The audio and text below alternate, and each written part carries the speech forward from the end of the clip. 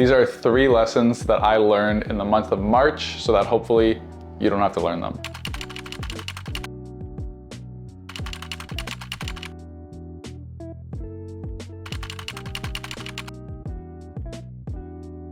If you're new here, this is a series that I do once a month where I recap the previous month of my life, business, whatever it is, and just kind of pick 3 or 4, just kind of a few notable things that happened in my life and just kind of reflect on them. So the first lesson is that there's a lot more income in your existing clients than you think.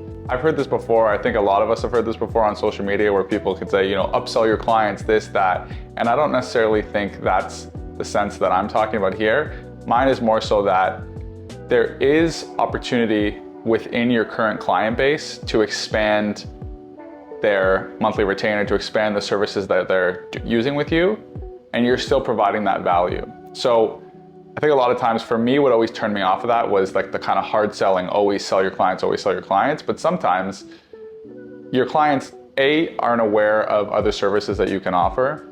B, you are unaware that your clients are looking for something that you offer that they don't know you offer. And this was kind of the first time that I really experienced this myself. This month, I had a lot of extras, I call them extra deliverables, that came in through my existing base of clients. And I actually made a similar amount of money, if not more, to previous months where I had maybe 3 more clients. But this, I was making the same amount of money on a lower scale. So same amount of money, if not more, but less work in the sense of less balls in the air, less clients that I had to focus on, rather than, 3 extra faces, 3 extra communication channels, 3 extra different ideation processes, 3 different brands, 3 different topics, it's a lot harder to work with 3 other beings rather than making that same amount of income with 3 less clients and just with your existing client base. This was the first month, like I said, where I kind of experienced something like this, where I had a lot of extras done. One of the examples being one of my clients ended up launching a podcast. Now, I always talk about that I'm short form video content only. This is obviously long form video content. This was kind of done accidentally. It just kind of came about. But now I am kind of managing that podcast. I film the episodes, I upload the episode, I edit the episodes, I upload the episodes. I started the podcast accounts, all that stuff. And on a similar note, that same podcast has seen great success in the first few clips or content pieces that I posted surrounding it. So not just the podcast itself, which obviously has gotten a lot of love. So shout out to my client because I know he appreciates it, obviously, but also it's just nice to see one of your clients being recognized on social media through their peers and all that and really kind of uplifting them. But the short form pieces of content that I posted to kind of drive traffic towards that podcast actually did really well. So our first kind of trailer for the whole series and what we're doing with this project got about 7K views, I think. And then the most recent trailer for the first podcast episode is over, I think it's about 12K right now. And like 130 plus sends, a bunch of saves, a bunch of comments, a bunch of likes. That was kind of a nice uplifting for me, obviously, because you always want the content that you're creating for your clients to do well. But it was also, like I said, it was a lesson and kind of my first experience in expanding my business within my current client base, not necessarily with getting more clients, which is kind of what you think about when you think of expanding your business. Now, on a different note, the second lesson that I learned was you need to have everything in writing, obviously.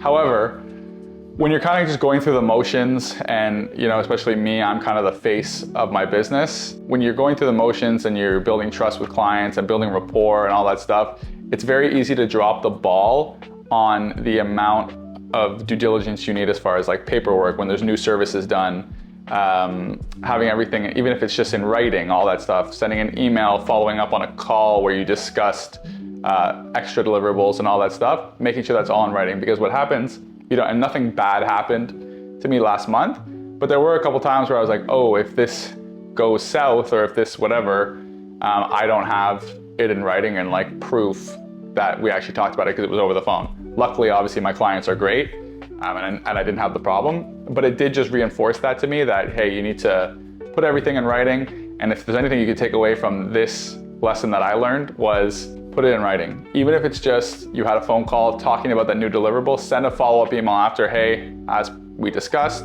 we're doing this extra thing and this whatever, and it's gonna cost X amount of dollars. So that it's not a surprise, and then you also have that proof for when they go, if they ever come and go, hey, what's this for, whatever. Oh, hey, if you recall, you called me asking for this. You get the idea.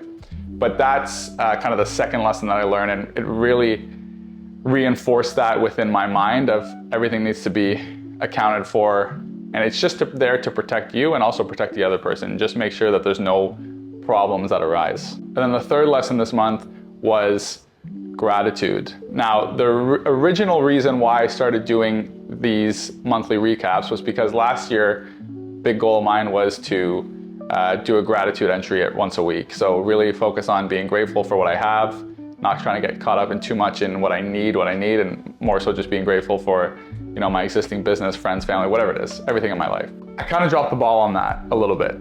The videos are great, but I think it's still important to sit there, reflect, write down what you're grateful for, whether it's monthly, weekly, whatever, daily, whatever it is. And the reason this kind of dawned on me again was because, well, A, I haven't been writing as much as I did last year because I've been doing the videos and everything. However, last weekend was just my 25th birthday, and I just ended up really grateful for all my friends, family, my girlfriend, all that stuff, just because, and just in general, the people in my life, even the clients that I work with that still rock with me and love my services and have been really good to me over the years, or over the year. I just was really grateful for it. So yes, actually on my birthday, at the end of the night before I went to bed, I just reopened my notebook and wrote down a whole page of things I was grateful for. And I think the lesson here is just, you need to be grateful for what you have. Otherwise, you start to get lost into what you don't have.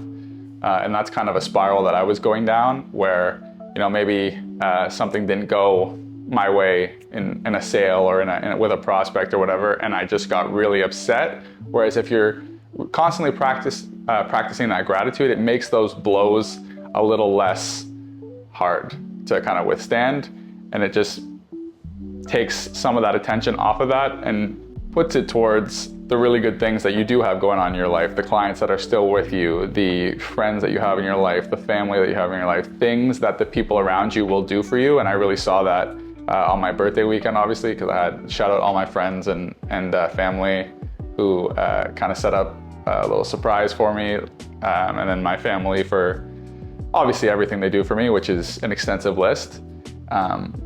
So that was kind of my third lesson of March. Those are the three, pretty basic, I would say, but I think super important and foundational into like just little things that help change your mindset, help keep you on track. And I think that I've been losing sight of that have really, that I'm trying to kind of re-tidy up, and so I can kind of get to that next level. Hope you enjoyed, and I hope you found some value from some of the lessons that I learned, and hopefully you don't have to learn them yourself, because I'm telling you now, you can actually get a head start and not go through what I went through. So anyways, cheers, and we'll see you in the next one.